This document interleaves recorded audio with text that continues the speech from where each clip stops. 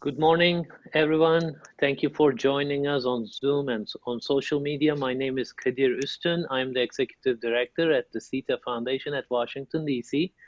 Today, we are hosting two panel discussions this morning and in the afternoon. Our event title is Turkey's Security and Foreign Policy since the July 15 coup attempt. This first session is titled Evolution of Turkey's Security Policies and its Position in NATO. As you all know, 4 years ago today, Turkey experienced a momentous event with a failed coup attempt by what's known as FETÖ terror organization. The followers of Fethullah Gülen had infiltrated into the ranks of the Turkish army and they tried to bring down the legitimately elected government while in the meantime killing hundreds of Turkish citizens, which earned them the terror organization status by Turkish law. Upon President Erdogan's call that night, Turkish people went to the streets and ultimately thwarted the coup attempt. The aftermath of this failed coup attempt has become a transformative period in Turkey's recent history, both internally and externally. Ever since Turkey has emerged as a major player in the Middle East through a troubled period while reshaping its relationship with the West. In this session, we are going to discuss how the post-coup attempt security policies and Turkey's position in NATO have developed in this time period. We have two accomplished and distinguished academics and experts to join us to discuss these issues. We are very thankful that they accepted to join us. We have Professor Mustafa Kibaroğlu. He is the Dean of Faculty of Economics, Administrative and Social Sciences at MEF University in Turkey. Professor Kibaroğlu's research centers on proliferation of weapons of mass destruction, Middle Eastern politics and Turkish foreign policy. He is the author of multiple volumes and articles, many of them. Students of Turkey will know him well, and especially on Turkish foreign policy as well as WMD and NATO issues. We also have Dr. Michael Reynolds. Professor Reynolds is associate professor at Department of Near Eastern Studies at Princeton University. He's also the director of Princeton University's program in Russian, East European, and Eurasian studies. His research focuses on the Middle East and Eurasia, covers the theme of empire, international relations, nationalism, geopolitics, ethnic conflict, and religion and culture. He's also the author of prize-winning book, Shattering Empires, The Clash and Collapse of the Ottoman and Russian Empires, 1908-1918, from Cambridge University Press. Both of their resumes are too long for me to go through all the accomplishments, but again, I want to thank them all. We will start this discussion with our panelists' brief introductory remarks, and then I'll ask a few questions before we open it to questions from our Zoom audience and also social media audiences. If you're on Zoom, please use the Q&A feature rather than the chat box to ask your questions. We'll try to make sure they're all answered. Again, thank you for joining us. I want to turn to Professor Kibaroğlu. Hocam, Mustafa Hocam, can you kind of describe what kind of impact the failed coup attempt had on Turkey's security perception, security policies ever since? It's been 4 years. It's a long time in some ways, but it's also a very short time. But as we saw, Turkey has done a lot abroad in Syria, in Libya, has been very active in the Middle East. But I'll turn the floor over to you for your introductory remarks. Thank you. Thank you, Kadir. Thank you, Michael. And thank you for inviting me to this very important meetings. I appreciate it.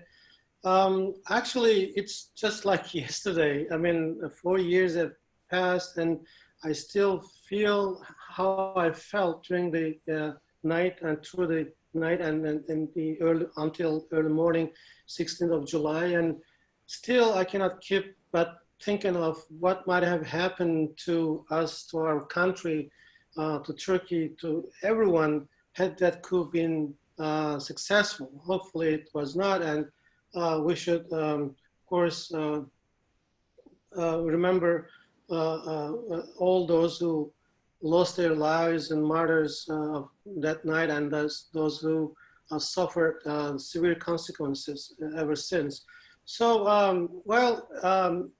foreign and security policies at any time in history, also at present, and for any country, there is both continuity as well as change, so certain events sometimes may accelerate or decelerate the pace of certain developments. And when we look at Turkish foreign and security policies, and then specifically Turkey's relation with the West, Turkish-American relations, Turkey's relation with NATO as a whole, and with some NATO countries like France, Germany, Britain, the leading NATO countries, I might say some of the developments have gained a lot of pace, but not necessarily in the positive sense, because I can sense that, well, there was always problems in Turkey's relations with Western countries as a whole, with the United States, with NATO countries. And Turkey has become a member of NATO back in 1952, despite the objections of then Britain and France. They said Turkey is neither a democracy nor market economy nor part of the West. Turkey has no place in NATO, etc. But United States, especially in the aftermath of the Korean War, having seen how much Turkey could contribute to the solidarity that is needed so much against common threats like the Soviet threat back in time, and what Turkey was ready to suffer and sacrifice with the push of the United States, so to speak. Turkey has become a member, but even then, Turkey was, well, based on my observations, readings, my conversation with officials, academics here and there over the past 20, 25 years that I'm dealing with these issues, I can tell with great confidence that Turkey was almost never warmly welcomed to NATO and to the West. And Turkey was welcome because Turkey had certain things to offer in the defense of the West back in time against the Soviet threat. But since the collapse of the Cold War period and the Warsaw Pact, Soviet Union, etc., things have started to change, and our Western allies have always found some excuses for not elevating their relations to the levels that Turkey was expecting from them to do.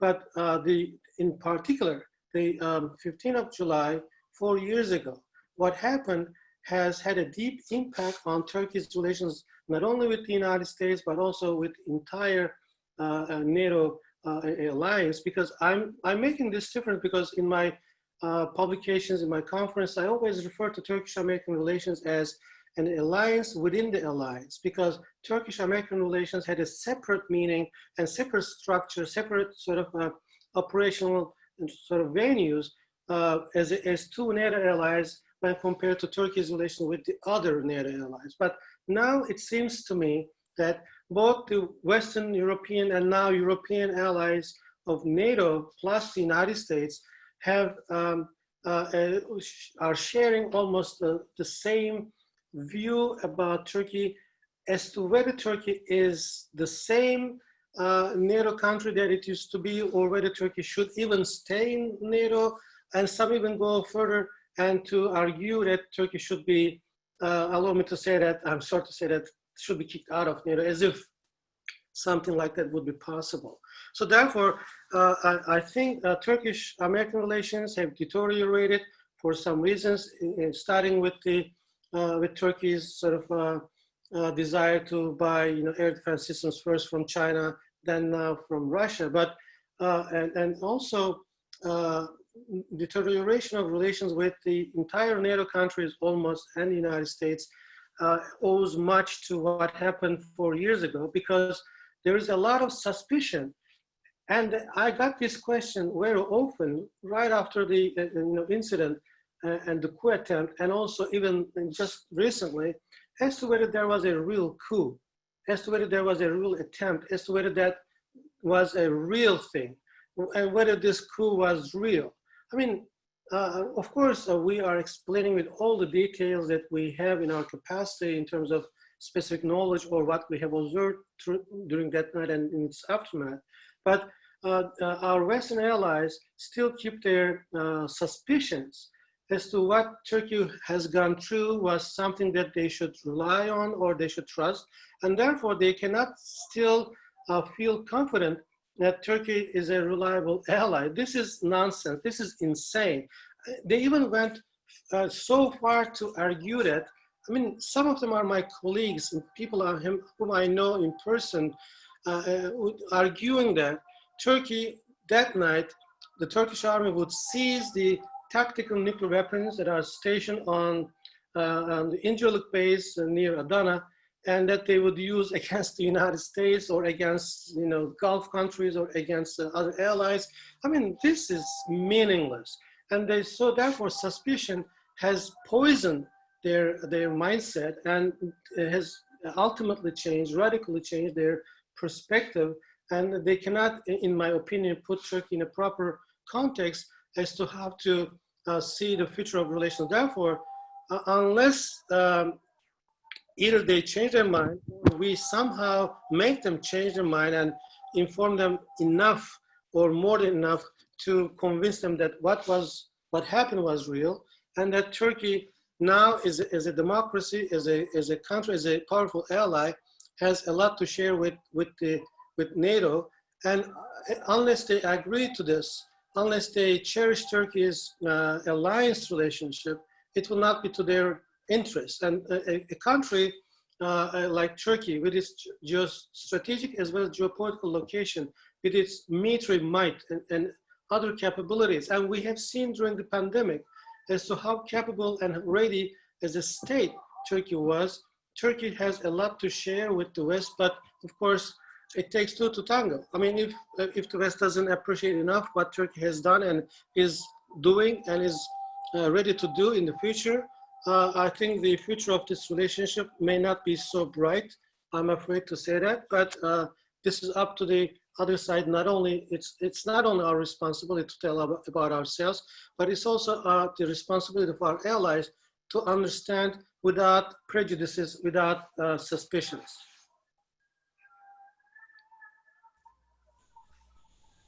Sorry, I need to unmute myself. Thank you very much, Professor Kibaroğlu. Michael, the floor is yours, please. Thank you. I think I'll start with the point actually that Mustafa made, which I would like to pick up on, and that is, as Mustafa mentioned, there is an attitude among many people in the West, and particularly including in the United States, sort of a sense of disbelief, and even in disbelief in this sense, the belief that maybe this coup wasn't a real thing. That is, when I think about the United States and its relationship to this coup, I think the first thing that comes to my mind is the inability of most Americans, and by Americans here I mean those involved in the policy community, the inability to appreciate just what a big deal this was. That still really it didn't sink through during the coup, nor in the immediate aftermath, and I think still to this day. To the contrary, I think there's an inclination among many American policy experts or those who work in the realm of foreign policy to sort of write off. And part of that is the even disbelief and suspicion. Well, maybe this wasn't even a real coup.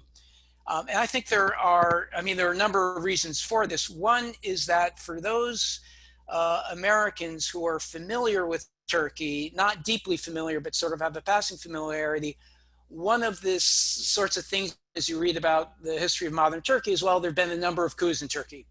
And the attitude became one sort of, well, this is a recurrent pattern in Turkish history. Turks are used to it. So if there's a coup in Turkey, it's sort of like if it rains in Seattle. The people are used to it. It's not really that big a deal. Anyone who I think knows Turkey more than just reading a couple of articles or books on Turkey realizes that Turkey does have a long history of coups, but it's very much a how they want to phrase it, very fraught history. And one that Turks themselves were very keen on ending this pattern of coups. So that's the first thing I think that comes to mind. This is the belief among many Americans. Well, Turks are used to coups, and this isn't really that big a deal, and we don't have to think about it too much beyond that. Sort of reinforcing this idea that Americans never fully understood what was at stake in this coup and what a big deal it was. And let me mention, too, that this failed coup attempt killed, what was it, perhaps it was over 300 people, 265 up to over 300. I think over 2,100 people were injured in it. That is a far more violent and bloodier coup than any of the other coups that the Turkish Republic had experienced. So that in itself sets this coup apart.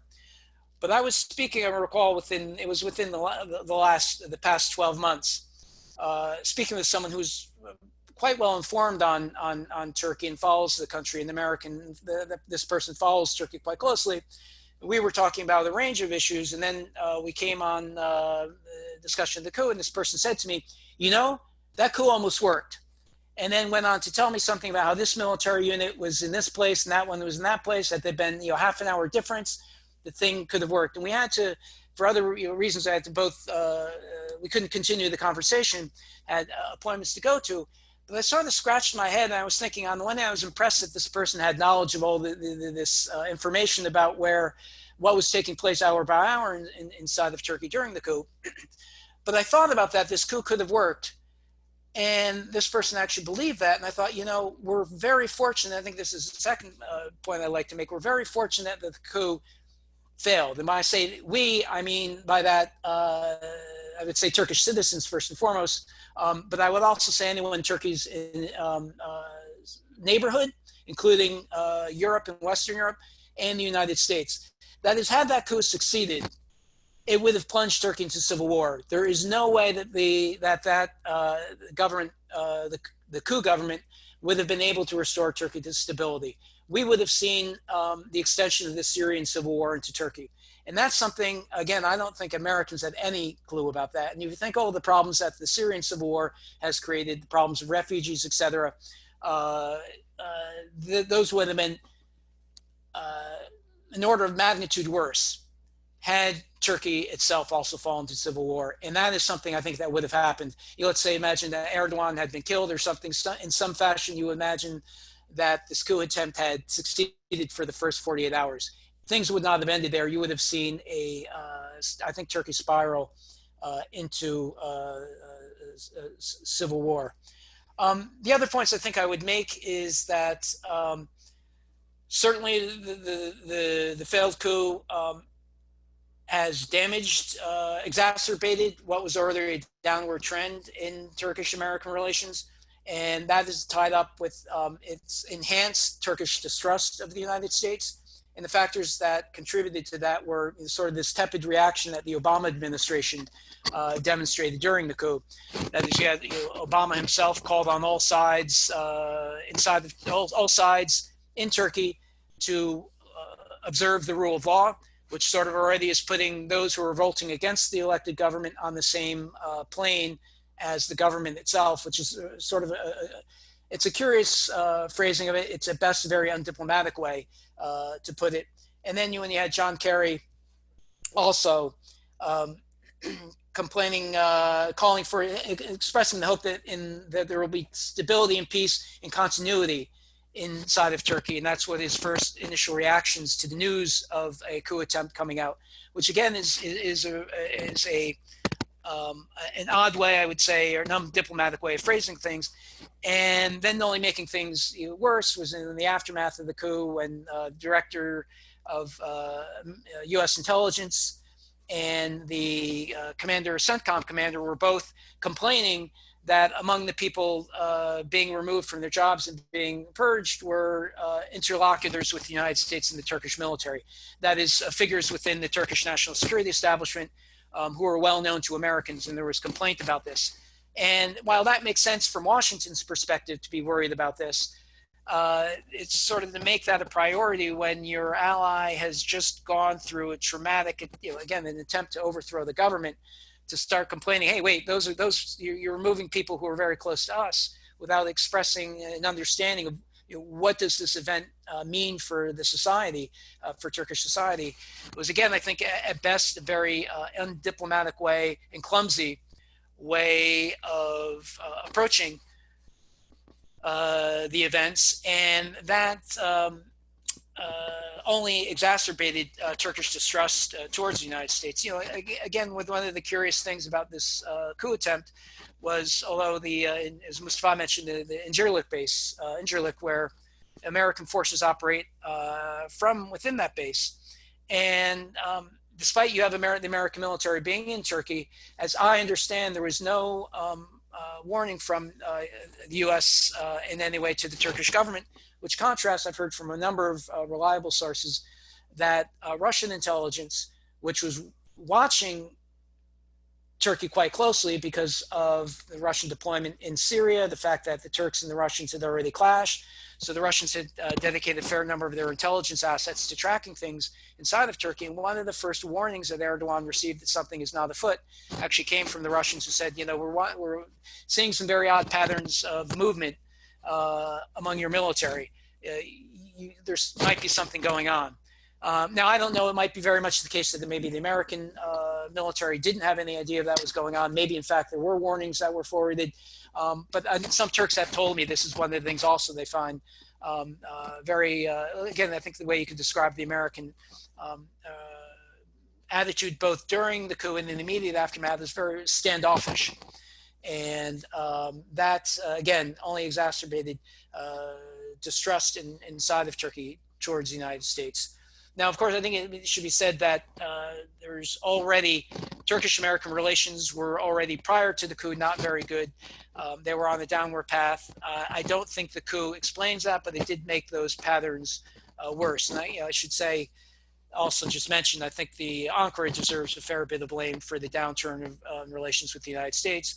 But when we're talking about the coup in particular, specifically, I think Washington mishandled it. I think that's quite clear that it mishandled it, both while the coup was unfolding and in the immediate aftermath. Thank you, Michael.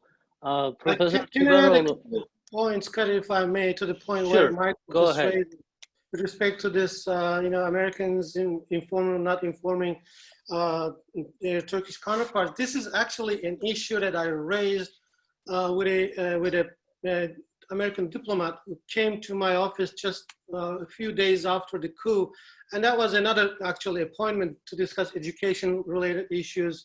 Months before, we had decided 19th of July for that meeting, and of course the subject was unavoidably the coup. And I asked that American diplomat as to how it was possible for the United States not to have even a bit of information, even a bit of intelligence as to what might be going on within the Turkish army. Because, I mean, just I would like to remind you that just 1 week before the coup attempt, on 8th of July, 8th and 9th of July, there was this NATO summit in Warsaw, Poland. And US President Obama and Turkish President Erdogan were there with all the other NATO allies. And the heads of state and government were there just 1 week before the coup attempt. And I cannot understand, I cannot even believe that there will be no even little bit of information in any of the intelligence services of the allied countries, as something that would at least deserve to bring to the attention of President Erdogan, and in a friendly conversation, maybe off the record on the sidelines, and say, well, my friend, well, we were sensing something fishy going on, in your military. I mean, hold on tight, and there might be something wrong. Just, why don't you, look behind certain things and try to understand if there is some sort of a wronggoing. And I cannot understand. I mean, this is not possible. If there was no such an intelligence within NATO about a coup attempt in a NATO country that would take place 1 week later, this is bad. But even if there was this intelligence and that was not shared with the Turkish president, this is even worse. I mean, these two things are not acceptable for an organization like NATO, the world's most powerful military organization in the history of the world. I mean, and most important aspect of NATO is not its missiles and tanks or special forces. It's intelligence capability, not only human intelligence but also electronic and otherwise, image, etc. I mean, my mind cannot accept that there was not even a bit of information, intelligence on the side of most of our NATO allies that there was something coming up. And if there was no such an intelligence, that's bad. But if there was such intelligence, but if not shared with Turkey, it's even worse. Therefore, Turkey has indeed a lot of reasons to sort of challenge as to what kind of allies you are, and tell them and challenge their obedience and allegiance to NATO membership. So, and maybe what Michael said at the beginning makes a lot of sense. I mean, Turkey is a country where in its history there were a lot of coup attempts. Well, some of them we don't remember because of our age, but the 1980 coup and what happened afterwards in 1997 and others, we can remember. And in any of these, the Turkish public reaction was somewhat stay put. I mean, because they thought it was the military, not only that they trusted in the military, the Turkish army, but also, they knew the extent of its power, and there was no popular reaction to a great extent. I mean, there was no popular reaction, and they didn't take to the streets. I mean, in any of these coups or coup attempts. But in this particular case, people took to the streets because they could make this distinction. They could see that that was not the regular kind of quote unquote coup that Turkish armies engineered as in the past events, but that was something different. And therefore, the objective, the motive, the structure was, all of them were different. And of course, it might have rendered Turkey into a country that would be, far more different than we are now living in. So therefore, I told my, American colleagues or European colleagues, NATO allies, everyone, would it be to their interest if Turkey had stumbled and fall and into such a situation and became an entirely different country with a spiritual leader at the top and with a different format and structure in its organization, state structure, and maybe having different motives in its foreign and security policies? I mean, how come you turn a blind eye to what was going on for years? With all the intelligence capabilities that you had, you should have had Turkey before these things have happened. And even then, after the coup, it took a lot of time for them to make any comments. And when they made these comments, it was too little and too late. So back to you, Kadir. Sorry to interrupt.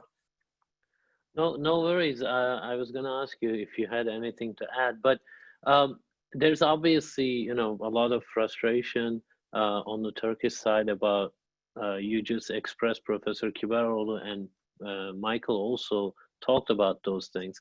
But what I want to focus a bit more now on what happened afterwards, right? Turkey at the time did not have very sort of amicable relationships, relationship with the Obama administration because of Syria, because of YPG. After the coup, we saw within a month, Turkey actually launched a military operation in northern Syria. So while Turkey was trying to coordinate many of its policies with the Western allies, with NATO, it was pleading to the US about this YPG support. But after the coup, it seems that mentality, the attitude, and how Turkey handles security challenges in the region has fundamentally changed. Launching Turkey used to do cross-border terror and counter-terror operations in Iraq, but it seems much more different now. Turkey is able to now take on unilateral kind of operations. What do you think has changed, Professor Kibaroğlu, in terms of how Turkey sees these security challenges? maybe because of the impact of how the West behaved after the coup attempt, and maybe because the Turkish president and the security authorities and foreign policy makers have seen that there was nothing but the United States would be doing in terms of addressing Turkey's concerns or meeting Turkey's expectations, because for many years prior to the first operation into the Syrian territory, Turkey has made an appeal to the international community. I mean, from the level of United Nations, as well as through our alliance relationship with NATO countries, and specifically with the United States during the Obama administration, to create something like no-fly zones, safe zones, safe havens, in order to prevent what was coming. Actually, it doesn't take a genius to understand what is going to happen when there is a civil war in a country like Syria. People would, flee their country and would come to Turkey, and that was obvious. But Obama did nothing but making false promises and disappointing Turkish authorities. And finally, Turkey said, enough is enough. I have the capability, and I have the right stemming from international law, and because there is an ultimate danger, a threat to your national sovereignty and security. So you are allowed to take measures to prevent such an happening, and therefore Turkey just made it all by itself because it is capable of doing it. Well, one thing that I was myself curious about, whether what would have happened if that these operations were launched before the coup attempt, with all the officers and high-ranking officers like majors, lieutenant colonels, even generals, when they were not revealed, and if they were involved in the operations, would that make things worse for Turkey from the operational point of view? And I discussed this with the top person in the Turkish armed forces, and that person told me, well, 90% of those with whom we sort of launched the anti-terrorist operation within Turkey, this trenches operation, Hendek operation, and we're part of this, part of NATO. We have figured this out. Well, this is something not possible to explain sociologically. Well, they were under the command and control chain. They participated in the trench operation against a terrorist organization within Turkish territory. But after the coup, it turns out that they were part of FETÖ. So therefore, this is something difficult to explain. But what happened was, Turkey now has launched an operation that was necessary, because the threat might have aggravated had Turkey not taken any measures. And not only in Syria, but also in Iraq, into the northern part of Iraqi territory. Turkey has established now small bases that can coordinate with one another, some 35, 40 of them in northern Iraqi territory, and similar places, similar establishments in Syria. Of course, these aim at not annexing any of these territories forever, but to control the situation until such organizations, terrorist organizations, do not put any challenge and threat to Turkey's security. And one thing which is not only peculiar to Turkish-American relations, it's peculiar to, I think, the international systemic relations. What I keep saying or telling my students and try to explain in my articles over the past 4 or so years, like, well, there is actually no paradigm that would be used as a guideline for foreign policymakers. I mean, there was this Cold War period, everybody knew its side. I mean, West, East, Third World, etc. And there's this post-Cold War uncertainty, but there are still alliance relationship and some clusters of countries that come together for a specific objective. But now everybody including the United States, UK, Japan, Argentina, Russia, whichever country you take, they are on their own. They have to be alert at all time. And while they make peace with one hand, with the same country, at the same time, in the same place, they also have to have their rifle in the other hand against the very same country, because there is nothing that would govern the international systemic situation. So look at the situation in Libya, for instance, or in Syria and in Iraq, and then look at Turkish-American relations and Turkish-Russian relations. On the one hand, we are on the same side with the Russians, and for instance, in Syria, in some respects. On the other hand, in Syria, we are almost, fighting a proxy war against each other. Same applies to Libya within the Turkish, Russian context, and also same applies to Turkish-American context in the same places. So therefore, it is not very clear as to who is friend and who is foe. Well, everybody is both friend and foe, depending on the circumstances and what is the biggest and most important asset, in my opinion, these days, and for a period to come, like maybe 10, 20 or so years, if not longer, is intelligence. So whichever country has better and more fine-tuned, sophisticated, high-caliber intelligence will be capable of, managing this situation where there's no paradigm that would govern the international system.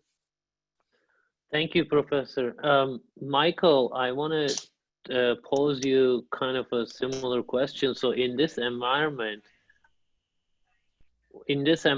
what does that mean for US-Turkey relations when in the region, Turkey is now devising more national-based policies? It doesn't feel like it needs to coordinate perhaps as much as it needed to prior to the coup. It feels much more self-confident. And then under Trump administration, there's a lot more questioning of NATO alliance by the Trump administration.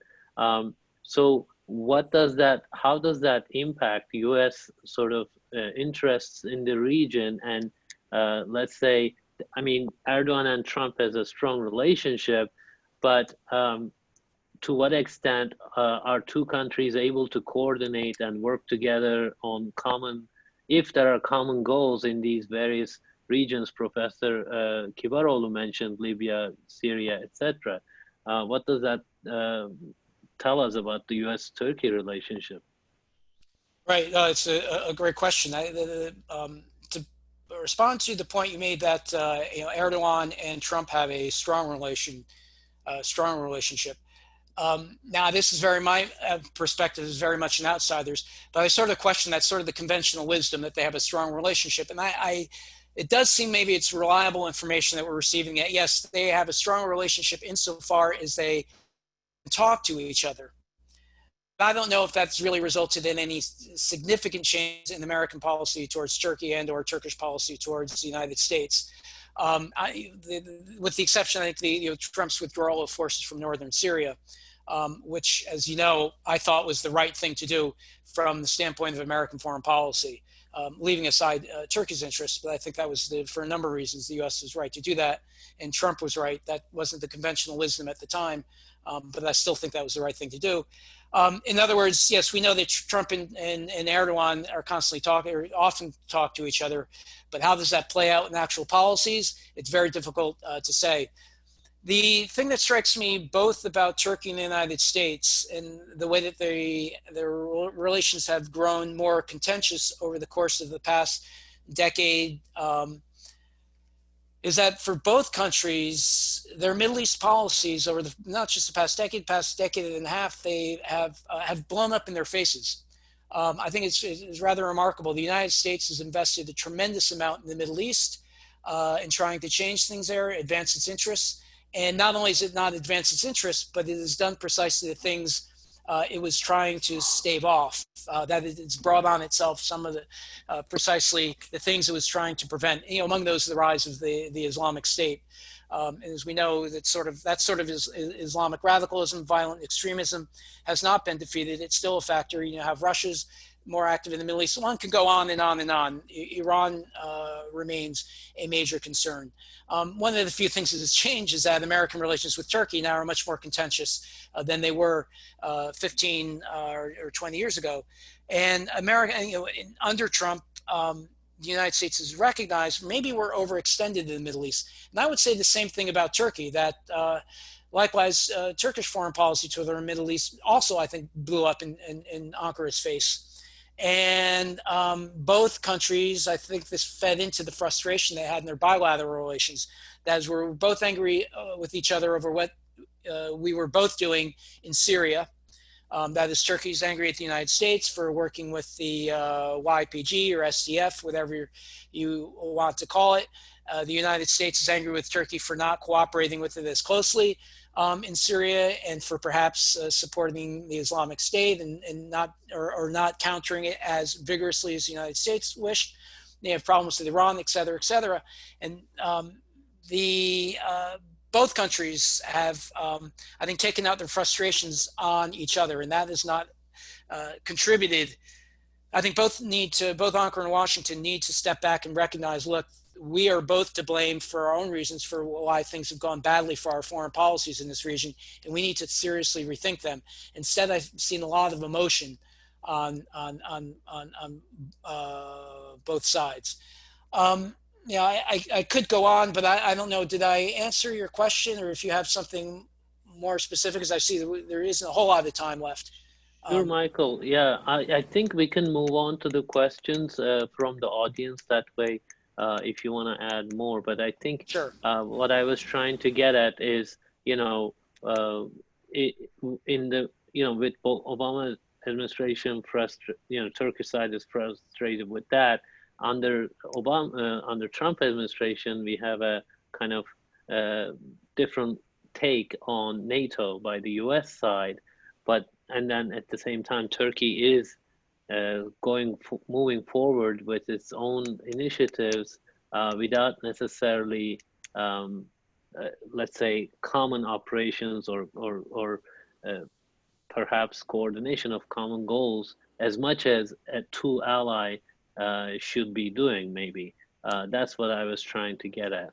Yeah, and if I could just comment quickly on that. So I think it would be worthwhile to point out that the relationship of Turkey to NATO, the U.S. to NATO, and let's not forget that when Turkey downed the Russian jet back in, was that 2015, the Obama administration wasn't there. Now, I don't know enough about how well was the U.S. informed that Turkey might shoot down the jet, that this was intentional. Was the U.S. saying, go ahead, we have your back, or was the United States telling Ankara, don't do this? I don't know that, but it was rather striking that when that happened, the United States and NATO did not rush to back up Turkey. And again, I'm not going to say that was necessarily the wrong thing to do, but that I think Ankara, again, I mean, this is a long topic of its own for some time, that is decades, has had questions about the reliability of NATO, that when push comes to shove, will NATO back up Turkey? And there's good reasons for that, for those doubts. And when this happened in 2015, that was another signal. I think that's worth bringing up. It's not sort of everything was great until Trump came along, and then Trump started asking questions about NATO, and now all this sort of is played out in Turkey, saying, well, we can't rely upon the U.S., we can't rely upon NATO because look at, Trump is running down NATO. Let's keep in mind that the problems with the U.S. and NATO began before Trump, and the problems between the U.S., Turkey, and NATO were already fixture. And again, Obama's passivity, and I should add that being passive is better than being stupidly activist. But Obama's passivity came with a cost, and a great example of that was when the Turks shot down the Russian jet. Again, the American attitude was very standoffish, and I think Ankara had to read that as, okay, when push comes to shove, we're not going to be able to rely on NATO. And again, look at how Russia has handled things. And again, that's another topic of its own. The way that Russia has demonstrated itself to be a much more would be a decisive player in Syria and in Turkey's neighborhood, and Moscow has reaped the benefits of that. Perhaps we could even take that back to the Patriot missile deployment along the border, Syrian border. But okay, so I want to get to the questions from the audience. Professor Kibarol, there's a question about the justification about removal of officers from posted abroad from military missions in Turkish embassies, etc. What is the justification for that? And can you answer that quickly? Well, actually, I'm afraid I'm not in a position to answer specifically as to what the justification was. There is this legal process, and either as a precautionary measure, or maybe, of course, and I say maybe, they might be basing their judgment on certain intelligence and certain information that might, put these officers in a situation that they must be removed. I mean, this is a legal procedure, and I'm not saying this is right or wrong. And of course, if they were not involved in the coup attempt, of course, this is bad, because they will have suffered the consequence of being removed and maybe being under custody. So these things, of course, must be sort of solved swiftly. I mean, because the basic human right is freedom, and therefore, and until sort of they are found guilty, they must be treated as innocent. But of course, this is a very specific situation, a peculiar situation, and decisions might have been taken as precautionary measures, but they should have not lasted for long. If they have not done anything wrong, they should have been either posted back to their position, or they should be restituted their situation. But if I may, I saw a couple of questions in relation to the missile purchase issue, Turkey, first from China and then Russia, and then our American. Let's read that question quickly. It wasn't the missile purchase situation a miscommunication by both parties. Turkey demanded too much tech transfer and manufacture of the system to be done in Turkey, and the US was too strict and tone deaf to realize local defense manufacturing is key Turkish policy. Yeah, actually, I thank Jeffrey Steiner for both asking and also partly giving the answer, because yes, Turkey was demanding, and the United States was kind of tough against Turkey's demand. But Turkey has demanded not only in 2000, say 10, 12, 13. Turkey has had put in place its desire before the US authorities as early as 1991. And when we have seen, although in very low performance in reality, but it was not on the headlines of newspapers or TV screens, that the Patriots have done a great deal of job during the first Gulf War back in 1991, and the perception of air defense system, and that Turkey's need and sort of was obvious. And Turkey brought this issue before the U.S. First the military establishment, and then the diplomatic and political establishments. And ever since, Turkey was always given promises. And I could follow the process from colleagues in diplomatic circles, military circles, not only Turkish, but also Americans, Israelis, and others. And there was also times like in early 2000s, or so, maybe late 90s, when Turkey was told that it would be part of the Arrow missile system, and that United States and Israel have produced together, and Turkey would be part of it. And I from the beginning, when I heard this told me, by my Israeli friends from the Israeli diplomatic circles, or during the conferences in Israeli and military officers, I actually didn't believe that would happen, because I mean there is always this suspicion, and the same applies to Turkey's initiatives to establish nuclear power plants in the country as early as the late 1960s and 70s and 80s, because there's always this second thought in the minds of our Western allies, and the US in particular, and France, Germany, Britain, and others. Well, what would Turkey do with all this? if one day they change their side and they become our rivals? I mean, they always make this calculus as if something, and someday Turkey will be their enemy, their rival, and with all the capabilities that they have, they will have given Turkey by that time, it will be to their disadvantage. I mean, this is wrong. I mean, Turkey has made every attempt to provide utmost transparency with respect to its plans, desires, and needs in terms of military capabilities. And I don't know how many rounds it took for Turkish American delegations to discuss what kind of air defense capabilities or which systems Turkey would like to buy from the United States, but to no avail. I mean, never ever has become there was any fruitful result.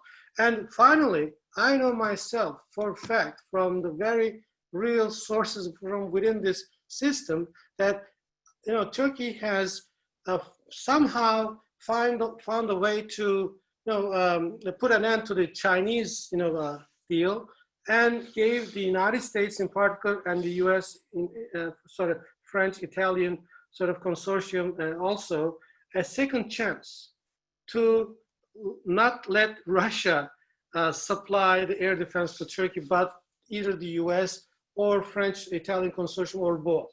But still, nothing came out of that. I mean, Turkey has proven its in utmost sincerity in this plan. And it is obvious that Turkey needs air defense system. Well, of course, there is this interoperability questions and everything. I discussed this issue with NATO, high-ranking NATO officers or high-ranking delegations.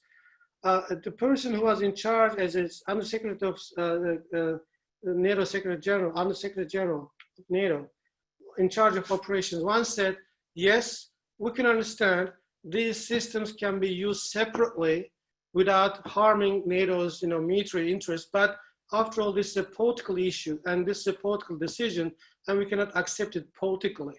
So whichever or whoever person gives any explanation as to why Turkey should not buy S-400s from Russia because of this technical or that technical reasons, this is not making sense, real sense.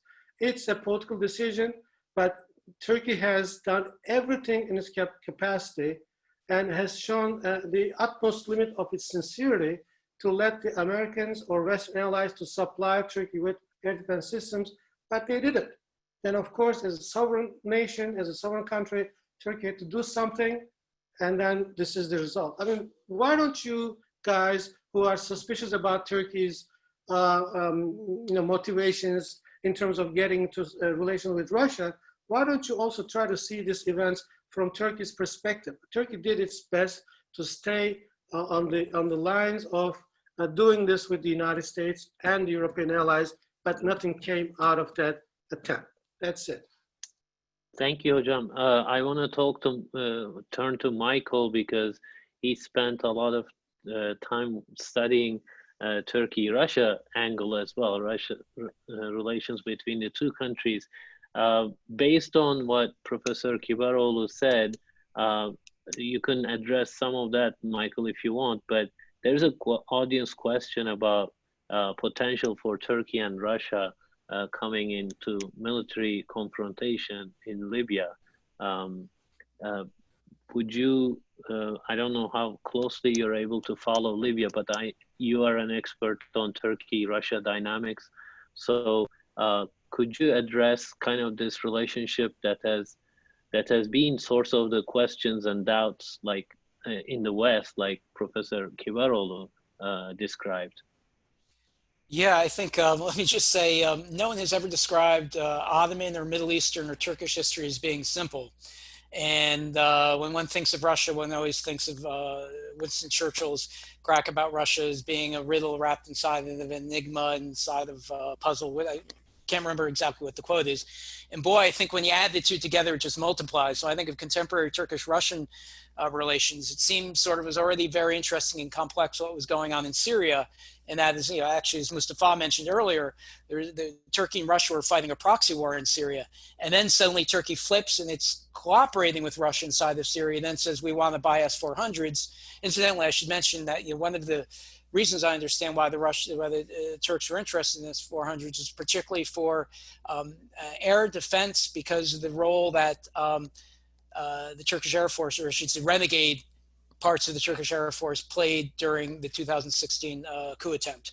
And therefore, the idea that this could happen again, and we need an air defense that would defend not against necessarily outside forces, but from our own Air Force, which is a very common pattern in the Middle East. That is, the first concern about security isn't necessarily outside attack, but from one's own armed forces. So you had this odd thing where Turkey's in the proxy war with Russia, again, shoots down the Russian jet, and then suddenly it flips very quickly where they're now talking with the Russians, collaborating with them to try to resolve things in Syria, and then buying arms. And then now it's flipped out again where there is a major confrontation brewing, and it's been going on this time in Libya.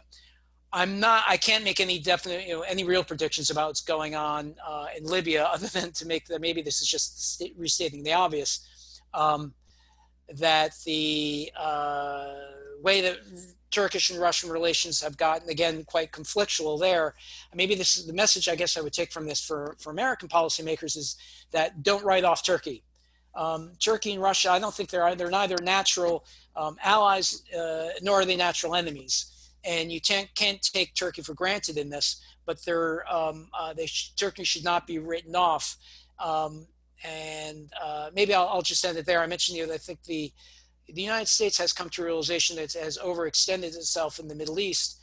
I'm not sure. Ankara has not, I don't think, fully accepted that fact. And Turkey's been playing, I think, a dangerous game both in the Eastern Mediterranean and in Libya.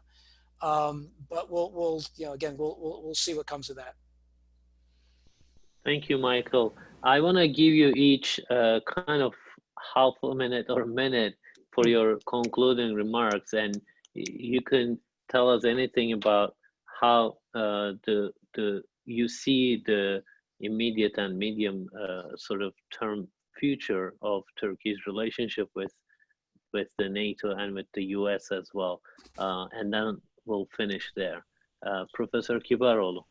Thank you, Kadir. And traditional or classical alliance relationships are now behind us, and the present day and the future is open to any scenarios. And you may need anyone at any time, anywhere in the world, regardless of its size, capacity, and willingness, or any other assets. Turkey has proven itself time and again that it is a country, just like Michael said, it cannot be written off easily. It should not be written off easily. And just look at this part of the world, starting from Central Eastern Europe, Southeastern part of Europe, even some of them are EU countries, and go, the former Soviet republics in the Black Sea Basin, the Caucasus, the Middle East, and Eastern Mediterranean. Turkey is a country whose friendship will be an asset and whose rivalry or animosity will be to your disadvantage. Just think of that seriously. Thank you. Michael. If I have to join another panel in a moment, so I think I'll actually, because I could either go on for quite some time. It's probably better that I just cut my comments here. I have another panel I'm actually a bit late for right now. Sure. Thank you so much, both of you. Thank you. I think we've had a very thorough discussion on how Turkey's the failed coup attempt in 2016 has changed the Turkish policymakers' mindset and how they're how they look at the West and cooperation with the West, NATO allies, especially the United States. I want to thank both of you for your very thoughtful comments. Thank you. I have to go. Thank you. Thank you. Thank you. Thank you. Bye-bye.